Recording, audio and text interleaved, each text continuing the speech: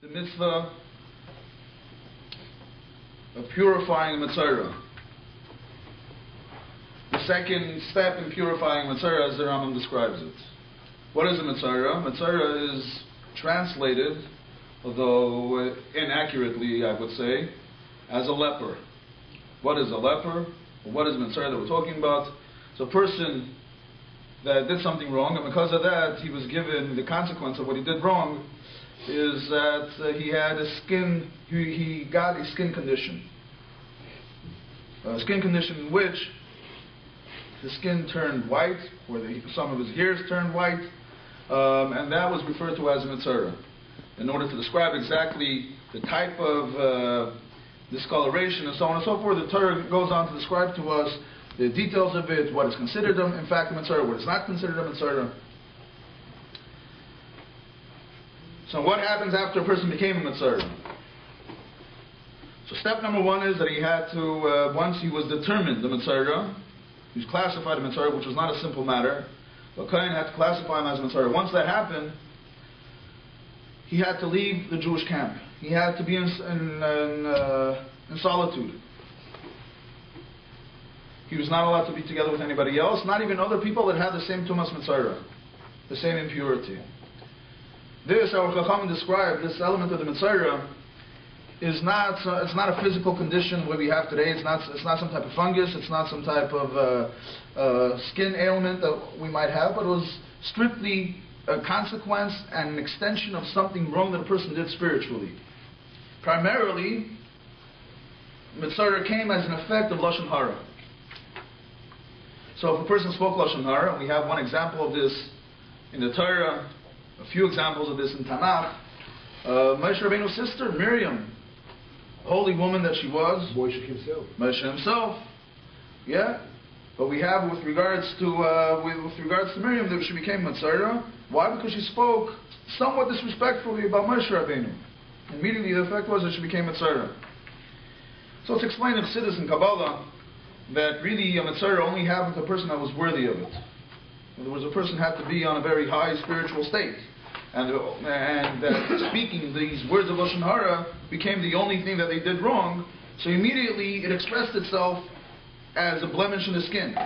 But if a person unfortunately has other things that are less than perfect in their life, saying words of Lashon Hara doesn't really immediately express itself in the skin, though it's a very serious transgression. What is the concept of Lashon Hara? The concept of Lashon Hara is that you create discord between one person and another. You create a separation between one person and another. The only way that you can speak Lashon Hara is if you feel separated from another person. In a healthy relationship, you don't hear of a spouse speaking negatively about their spouse in public. It's just not done. Because it's just like speaking negatively. So yeah, you can make a quirky joke, or you could say something that you might find funny, but serious gossip is only about people that you know. But people that you're close with, you don't really do the serious Lashon Hara. So where does Lashon Hara come from? What's the source of Lashon Hara? That a person sees themselves or see other people as separated beings. We know that the idea of the close godliness is that everything is one. When we speak of becoming a Mashiach, what's going to happen? That it'll be revealed, it'll be seen. It'll become apparent the way everything is one. Hashem Echad, Shema Echad, that His name is, that He is one and His name is one, that the whole world will express and reveal that there's only one thing that exists, there's only one true reality, the existence of Hashem. So we therefore see the tragedy of Lashon Hara. It's not just that you said something not nice about somebody else. It's not a nice thing to do. But that the source of Lashon Hara is the antithesis to Yiddishkeit, to godliness. You're saying that there's something that exists outside the existence of Hashem. It's not true unity. If I'm able to speak negatively about another person, I'm expressing that we're not one. That we're separated beings. And this is actually the reason that the Torah says that such a person has to go out of the entire Jewish camp. There's no place for you to be together with somebody else. You want to feel separated? Okay, fine, you'll feel separated. So you have to go for 7 days. You have to go out. You have to go out until you have to go out of the Jewish camp as long as its harass continues. And the Kohen comes back to keep on checking and so on the Metzorah to see if the condition is still there or the condition was cured. And then, once the condition is cured, there's a certain process that the Metzorah has to go through. He has to bring an offering of different things, red wool, 2 pigeons, and so on and so on. He has to bring it to the Beis HaMikdash, and then he has to wait 7 days. On the 7th day, every hair on his body has to be shaven, completely shaven.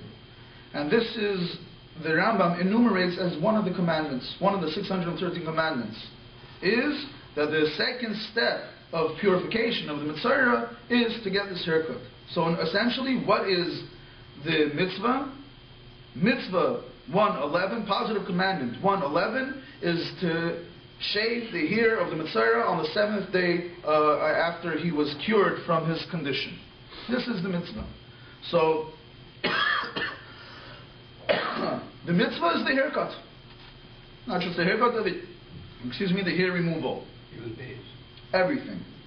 So it's a mitzvah on somebody who will help him, or who will do it, or the mitzvah for the mitzvah for him himself, that he has to have this, he has to go through this. That's right. He has to do it for himself, right? Someone else does it for him, but but the mitzvah is, as the Rambam, I'll read what it says in the Rambam, Hatzivui, the commandment, Shenitztava HaMetzorah, that the Metzorah was commanded, Lihis Galeach, to shave his hair. V'zulai, and this is for him, Atara Ashniya, the second step of his Tara, the second step of his purification. So they're different. And then the Rambam goes on to explain the difference between a Metzorah and a Nazir. He says that a Nazir also has a mitzvah a commandment to shave his hair. But he explains why in Nazir it's not considered a separate mitzvah as opposed to a Metzorah. This is the mitzvah. Very interesting, more of a, so to speak, Lomdish Sefer HaMitzvahs. And this is how he purifies himself. What does this removing of the hair do?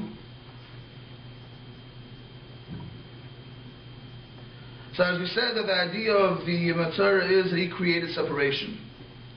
And this is not just, so to speak, a Chassidish idea, but we have what the Rambam describes, says some very strong words, very, very strong words with regards to speaking Lashon Hara. And the Rambam describes in the end of Tumas Tzaras, in the end of the laws of Tzaras, that there are many different types of Tzaras, and he says that and this type of Tzaras, this is not a natural thing. This is not a natural order. This is not the order of the world. This is a wonder and a sign that the Jewish people had to forewarn them with regards to Lashon Hara. And so on and so forth. At first the Metzorah happened in the person's house, and then the person's clothing, and then if that didn't help, it would happen to the person himself.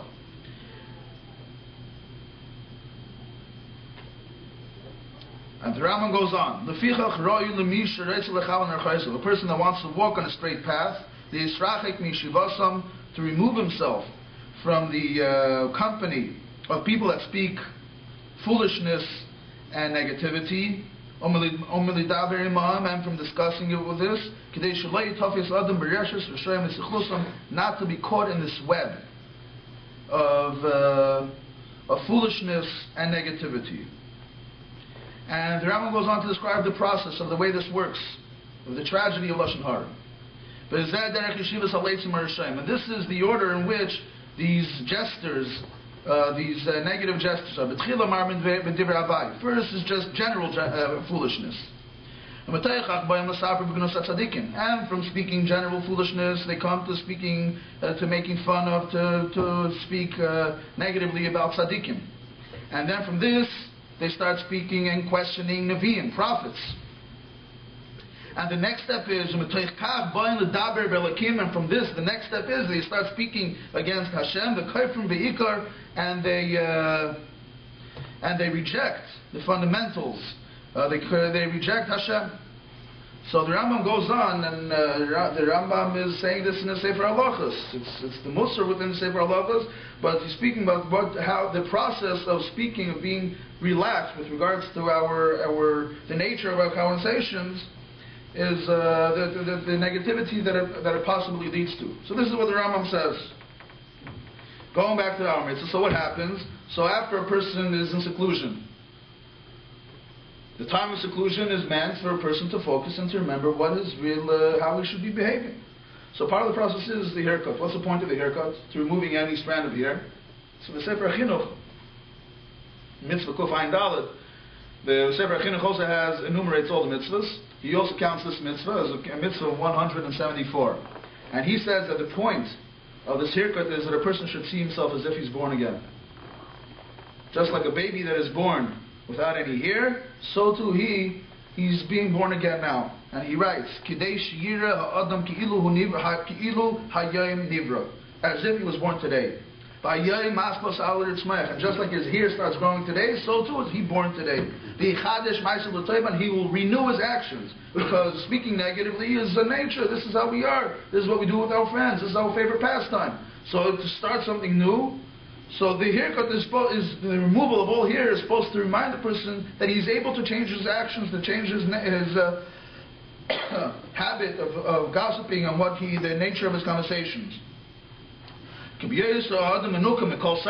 the person is clean from all hair, he'll remove from himself any type of filth.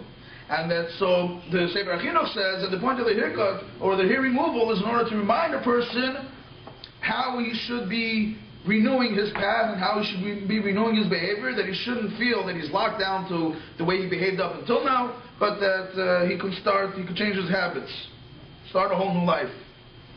So the Sefer Chinuch explains what's the idea of this mitzvah. I think that it is very pertinent to us today. The Tzemach Tzedek in Derech Mitzvah also gives spiritual explanations for many different mitzvahs. And the Tzemach Tzedek explains that what's the idea of here. On the one hand, it comes from a person, but on the other hand, it's not very much part of the person. We see this, it grows from a person's body, but on the other hand, you cut it, the person doesn't feel it. So what is this? This is Tzemach Tzedek refers to as Metzorah. And this is practically speaking also today. This is one of the 613 mitzvahs. One of the 248 positive commandments. Yet we can't keep this mitzvah today. This is also one of the mitzvahs that we need the Beis HaMikdash. The whole idea of tzaras doesn't exist today because we don't have a Beis HaMikdash. So how could this mitzvah be applied today? Where could we see this in our life? Tzemach Tzedek explains that the idea of Metzorah are these extra things, the things that are extra in our life. And there are many different things in our life that are extra. But in short, the idea of the haircut is to remove these things that are extra, to get rid of them, because that takes away from our focus and living the way we could and the way we should. One of the examples that Tzemach Tzedek discusses in this mitzvah, in this mimer at length, is our stress and our anxiety over parnasa issues. For the most part, people are very, very stressed out. What's going to be with parnasa? How am I going to support my kids? But people don't have kids because how am I going to be able to support my kids? This becomes a huge stress in a person's life. The stress of parnasa. And this, the Tzemach Tzedek explains, is connected with this mitzvah. That removing the stress is removing like the removal of the hair. It's not necessary. Parnasa, going to work, is necessary. Making a living is necessary. But the stress and the anxiety, the emotional investment in the work is not necessary. Cutting away the hair refers to cutting away this stress and anxiety. When we realize that our parnasa comes from Hashem, that everything that we have comes from Hashem, this helps a person getting rid of it, and getting rid of it helps a person live a much healthier, much happier way, and completely connected with Hashem, where we all have a beautiful connection with Hashem. Thank you very much.